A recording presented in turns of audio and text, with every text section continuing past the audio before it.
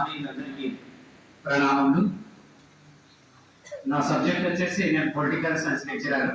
So Telugu కూడా ప్రవృత్తి కవితలు రాయడం, కాలమిస్టిగా చాలా అంశాలపైన, సామాజిక అంశాలపైన అక్కడ ఉన్నటువంటి రాశాను. ఈరోజు జనం సాక్షిలో తిరుపతి లలితపై జరుగుతున్నటువంటి వివాదం పైన కూడా ఈరోజు నా వ్యాసం ఉంది. వీలైతే చూడండి. జనం సాక్షి స్టేట్ పేపర్లో ఈరోజు దున్న ఇబ్బాసు తెలంగాణ తొలితరం దళిత కవి, తెలంగాణ తొలితరం దళిత కవి, వేదాంత కీర్తనలతో దైవత్వం శోధించి సాధించే పశువుల కాపరి స్వయం శక్తితో తాత్విక బోధనలు చేసిన నిష్కర్మయోగి శివాలయంలో సంకీర్తనలు పాడి సాధువుల మెప్పునుందే వారు నాలుకలపై రాసిన విభూతి వ్యాప్తి చెందే అనువు పరమాణువులైన భక్తి అతనిది.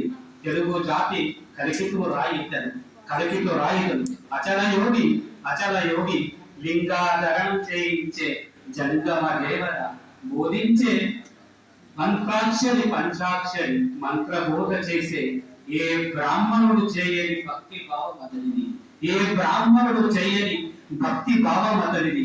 అచ్చంపేట తాలూకా ఉప్పనూతల మండలం అయ్యవారి పల్లెలో ఇన్నదాసు కేంద్రంతో ఆయన భావాలు ప్రచారంలో నేటికున్నాయి. అతని సుతుడు దున్న బస్వలింగం గారు ప్రచారంలో ఉంచారు. ఆ మర్రి ఈ మర్రి అని బోయవాడు వాల్మీకి రామాయణం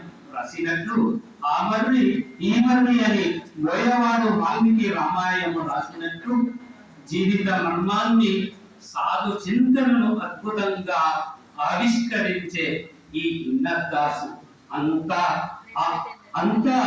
ఆయన శివుని ఆజ్ఞతో రాసినట్టు అంతా బూడిద అంటూ సత్యాన్ని తత్వాన్ని బోధించిన ఈ దాసు గురించి తెలుసుకో. యాక్టర్లు గ్లామర్ ఆటలు కాదు, స్పోర్ట్స్ ఆటగాళ్ళు కాదు. ఇలాంటి మహనీయుల గురించి శోధించాలి, సాధించాలి నేటి తరం.